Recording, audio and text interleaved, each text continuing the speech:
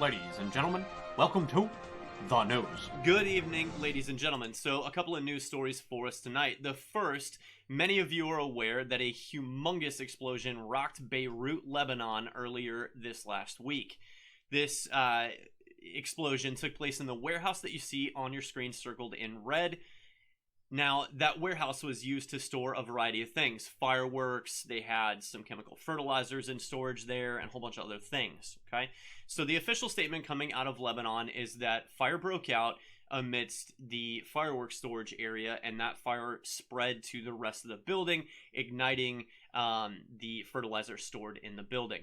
Now, this was before, as you can see, and here is the after, okay? So let's take a look at these two images in short order, okay? So here's your before. There's the warehouse. They have this kind of floating pier system, landscape that they've got here. And you see that building behind the warehouse, that's above it on your screen. Now let's go back to that after image, okay?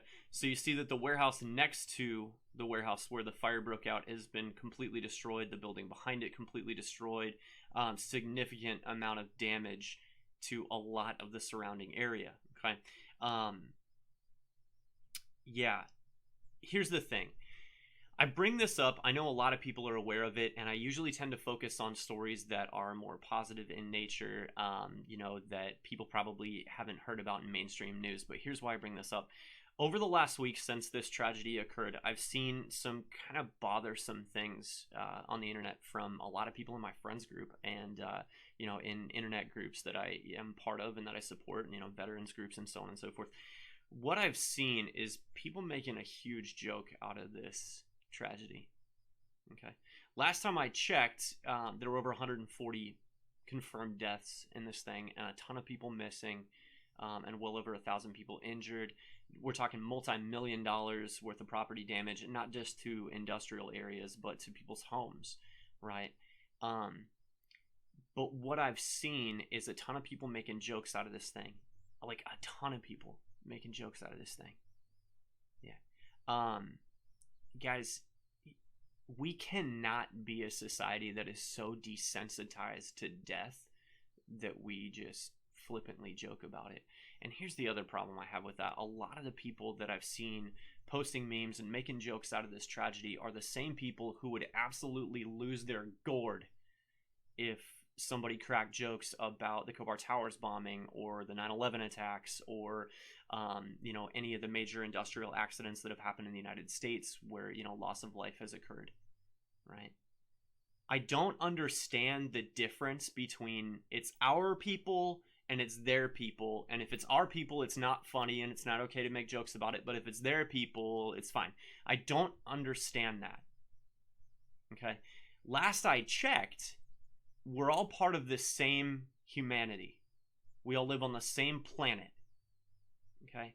And what happens to one country will inevitably have a drastic effect on the rest of the countries on the planet. There's no question about this, okay? It's not a maybe it'll affect us. It will, without a doubt, have a drastic effect on the rest of us because this planet is super interconnected these days. There are very few countries on the world, first world, second world, third world, it doesn't matter. There are very few countries left on the planet that are not connected in one way, shape, or form, economically, technology-wise, import-export, information sharing. It doesn't really matter. We're all super connected. So even if your idea of, safety and security and what's right and wrong centers around the United States, it still will have a negative impact on our world eventually. If that is your viewpoint, that, life in the U.S. is, people in the U.S. are really the only ones that matter, then I feel sorry for you because I will tell you I've been to a lot of places in the world. I've never been to Lebanon, unfortunately, but I've been a lot of places in the world, and I will tell you that there are a lot of countries out there that do it right. There are a lot of people out there that are deserving of our support and our love and our sympathy when tragedies occur. And if your mindset is so focused on just the U.S. as the only thing that really matters, and don't get me twisted, I'm not saying that American pride is wrong. I'm not saying that having pride in your nation, whatever nation you're from, is wrong. I'm not saying that. But what I am saying is, if this level of a major tragedy can occur anywhere in the world, and your first reaction to that is to make jokes and to make memes and laugh about it and not think about the incredible loss of human life. I mean, innocent people that are just going about their, it's like 9/11, right? Innocent people just going about their day-to-day business and get blinked out of existence, right? Now, obviously 9/11 was a terrorism attack. This isn't an accident, but I don't really see the difference in terms of loss of life. I remember when 9/11 happened, and the internet was in its kind of infancy at that point as far as like social access and stuff like that. But still, very quickly, news stories and stories of other people in other countries or even people in the United States laughing about it and making jokes were spread around. And the standard American response to that is, we need to get these guys, like we need to smash these people. You can't make jokes about whole bunches of people losing their lives. But then when it happens in some other country, it's okay. So that's my rub with this, guys. This is not just a small thing. This is huge. I mean, look at that. Look at this. We have a bustling metropolis here, warehouses and big buildings and all of this. And then all of a sudden, all of that is just gone. That's huge, right? We need to, as a people, become more conscious of what happens to other people in the world. We need to develop a compassion for other human beings, regardless of what nation they're from, regardless of the color of their skin or their religion or whatever. And somebody said, I kind of got on them and I was like, dude, that's really not cool. A lot of people died. And they're like, their response to that was, well, Lebanon doesn't really like us. And chances are, there was more to this story than just an accident. Blah, blah, blah, blah, blah. Conspiracy theory and all that stuff. And I'm a big fan of conspiracy theories. I think they're wildly interesting to think about. But, I don't buy into most of them. But I think they're very entertaining. And I get that Lebanon has not been super friendly as a nation to United States geopolitically speaking. But here's the thing. I don't give a damn. Because it wasn't the government that got their universal uppance in this tragedy. It was everyday people going about their lives. The average citizenry of any nation in the world doesn't really know what's going on in their government behind the scenes, and they don't care, right? Especially when it deals with, things that are not immediately in front of them. I mean, think about it. The only time people in this country get upset with the government is when they do something that has an effect on our lives day to day. Most of the time, we don't really care. Like, we put our blinders on and we're like, they're doing what they're doing. As long as they don't raise my taxes or restrict my rights or whatever, I don't really care. So the people that died in this tragedy were not the people responsible for the Lebanese government, being mean to the U.S. They were everyday people going about their lives. How tragic would it be if, we were going about our everyday lives and all of a sudden some crazy accident happened and blinked us out of existence? And that image that you see on the screen right there is, what a city block in the U.S. looked like because of some accident. It's happened before, right?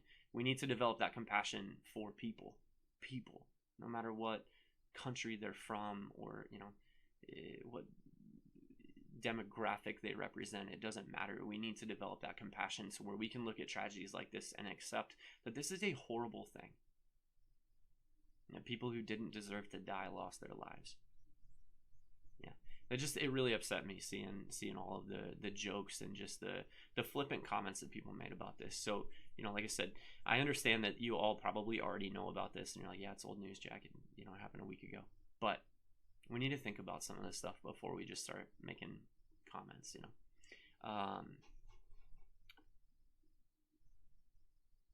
Let me catch up on some comments real quick before we go on to the next news story. You got a couple people. No, okay, so there's no comments on this show specifically, or on this segment specifically. I'll catch up on all your comments about Low, Becker, and VetFest after the news segment. With that, on to a more positive story. I love archaeology, especially underwater archaeology, and so really cool discovery, all right? So underwater explorer by the name of Massimo Domenichino Bondon has located the wreck of the HMS P311. Okay, so this was a submarine during World War II that was known as the King Tut or the Tutankhamun. So this ship was not officially named that because some of you know this probably. Prior to the end of 1942, there was not a regulation in the Royal Navy to have all ships bear a name. Some of the flagships had names, but not all of the submarines, destroyers, smaller ships had a name.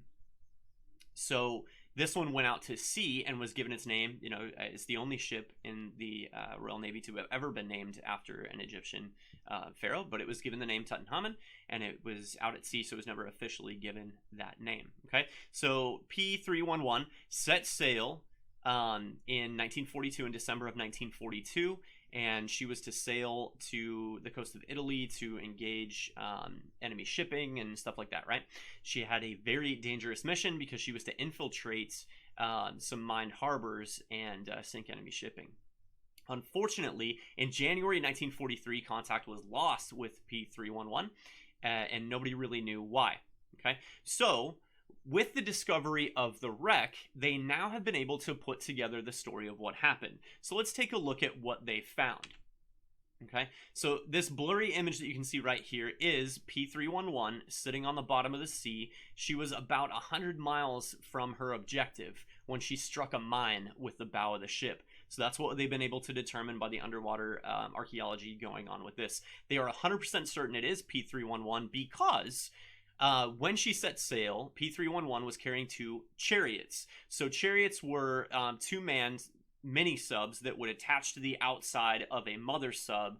They would sail across to where they needed to go, and then the smaller subs would detach, go in, you know, secret squirrel style, and then do what they needed to do in the harbor, whether it was laying mines, destroying mines, or destroying enemy shipping.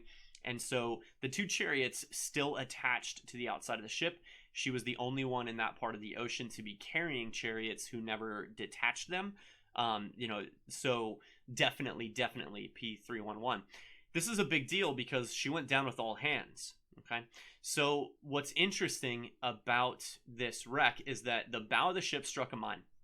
Okay, only the bow of the ship is damaged. The remainder of the ship seems very intact, and according to the team that was down looking at the wreck, they believe she probably maintained watertight configuration through the majority of the ship. Okay, so what that means is that the human remains of the sailors who were on board that vessel when she went down, a good majority of them are likely still on that vessel, and potentially able to be recovered and given proper burials, dependent on, you know, decision of the Royal Navy. And this is something that's very subject to debate because you have 2 sides of the coin, right? One side of the argument says that ships go down, and the people that go down with them, that becomes their grave. That is their final resting place. Sailors typically are very loyal to the ship, and, you know, stay with their brothers and sisters and so on and so forth.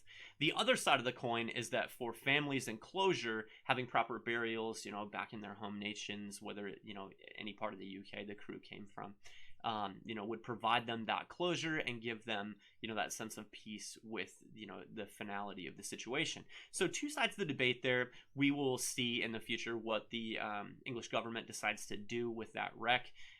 Recovering the wreck itself, extremely unlikely because of the depth that it's at. And even if they were able to do so, generally speaking, we don't raise ships that went down in combat like that. Just because there will undoubtedly be human remains unrecoverable no matter the condition of the ship, and the ship should stay with those who fought and died on her. So still a very, very interesting find. This has opened the door for underwater exploration in the area, seeking other ships that went down during the war. Now, the past several weeks on the show, we've seen some very interesting images of underwater exploration. We featured the finding of the wreck, the Wida, which was Black Bellamy's pirate ship back in the Golden Age of piracy. And we've had some discoveries of other warships on the show in the past. So this is really, really cool. These things to be, you know, popping up like hotcakes. Well, when you think about archaeology in general, there's not a ton out there that we haven't already found examples of, right? Certainly there are things we've not discovered. There are locations that, you know, lost cities and stuff like that we haven't found. But there are examples of pretty much everything we've discovered, right? We've pretty much picked clean the battlefields across Europe from World War I, World War II, in a lot of places that are at least safe to travel. There are certainly places that we can't go due to the high number of unexploded ordnance in those places. But we've pretty well picked clean a lot of the battlefields across the world from, you know, conflicts within kind of the current age of the world. But it's the underwater you know, archaeology that we've only really begun to scratch the surface of. And we're finding that dependent on the depth and the water conditions, artifacts remain a lot longer than we expect them to.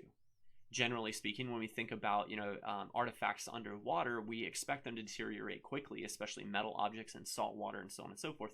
But what we find is that pressure and temperature make a drastic difference on how long things will remain. So this trend of finding these shipwrecks on the bottom of the ocean very much speeding up, and there are tons more teams out there exploring now than there used to be. So I'm very excited to see what things come up in the future and what amazing things they're able to find preserved in time on the bottom of the ocean. So very interesting stuff there. Well, ladies and gentlemen, that is all we have for the news today. Thank you for tuning in.